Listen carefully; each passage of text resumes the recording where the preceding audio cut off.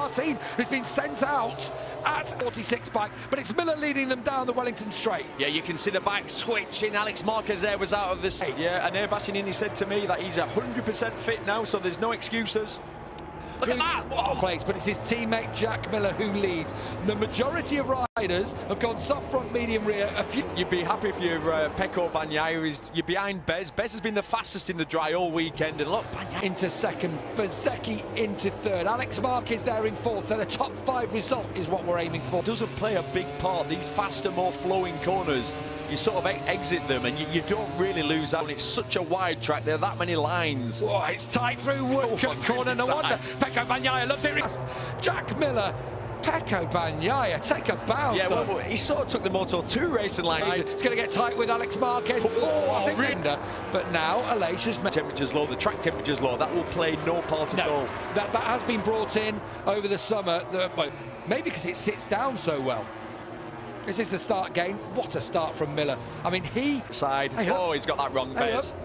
Got sucked in there. It's so easy at the end of the straight at Stowe. It's all something to do with a collision early on in the race. Because you see his wing. Yeah, his wing's is off, but it's his gear. Yeah, but it's a link, the motorcycle. But yeah, if the linkage breaks, you can't change gear. And that is because he was there in third, just been passed by Espagaro, and now he's out of it. Yeah, not being quite perfect yet. It's still. Because we've had so few dry laps, the race coming from a mile. Oh, he's down! He is down! Pecco Bagnaia will go on and lead this. Something is wrong. Bagnaia is one of the latest breakers in this championship. You are all... See, they were going about 205 miles per hour at the end of the straight. She's going to close in, and Brad Binder, we haven't seen him pretty much all weekend, really didn't get on. And he looks good, doesn't he? Like I said, no one's got a perfect setup.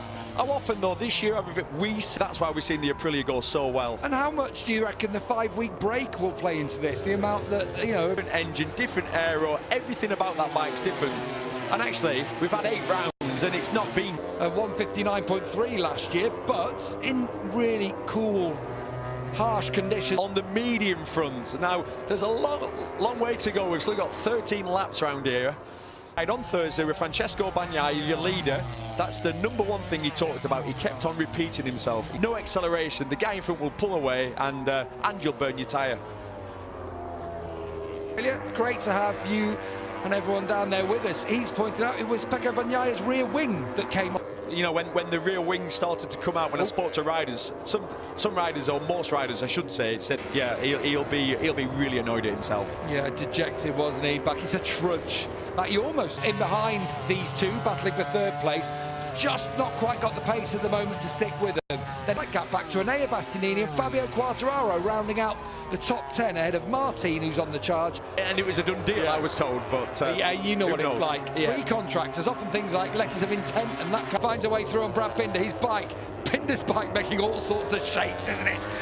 Every time he breaks, didn't he, back in 2000? 2000, yeah. Wasn't it? Valentino Rossi won the race. He almost won. Yeah. And it went, I'm going. At that point, you've got to let go of the brake, which would have meant it'd go. What do you put it down to? Yeah, it's a tricky one. I mean, by some margin, 4/10 quicker than the leaders. It's Miguel Oliveira on the number 88, the crypto data. Zarco's wise to it. This is Oliveira trying to go a wider line to get the inside into the loop. So Oliveira up to 5th, Zarco into 6th. Marini still there in 7th. Morbidelli made it through and he just wants to create enough of a gap. A word. Like this man's motoring, isn't it? A word for Frankie Morbidelli. That's true. Lots of talk that some of the other manufacturers have maybe been... into club, past the halfway point. Bagnaia leads from Espagaro. This is Quartararo crashing out. A little look around his shoulder there. Aleix feels he's got something in hand here as Miguel Oliveira joins. New aero for Yamaha. They're trying something new. It's a new package, isn't it? Don't think it's worked. Still, the rain is falling. Razlan Razali down in the RNF team. Could he be in line for a first? Maverick Vinales looks to have run his race already. This is where there's a curtain of rain down towards Stowe. The conditions for the rest. They've taken their lead from him. Can anyone get in front of him in a wrong move? And Bagnaia's not put a wheel wrong, has he? Really? he's been the guy who's... through the flip-flops. The problem is that Ducati, as soon as they hit the hanger straight, is gone. Yeah, it's that 2 or 3 bike length. Very, very close to it, and it is in Copsdale, but there's rain there.